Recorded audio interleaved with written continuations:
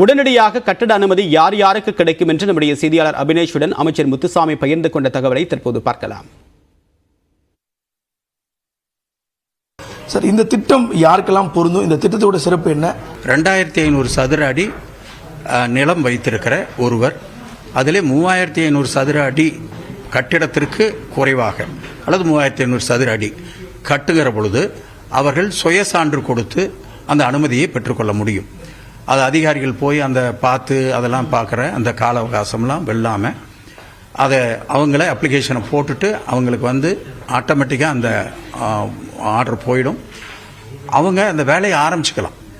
But ஒரே ஒரு வேண்டுகோள், அது சட்டத்துக்கு உட்பட்டு இருக்கணும். அங்கே இருக்கிற அந்த இன்ஜினியர்ஸுக்கு தெரியும் அதனுடைய விதிமுறைகள் என்னங்கிறத. அது பிரகாரம் அவங்களே பண்ணிக்கலாம். அதிகாரிகள் அதில் சொல்லிகிட்டு இருக்க வேண்டிய அவசியம் இல்லை.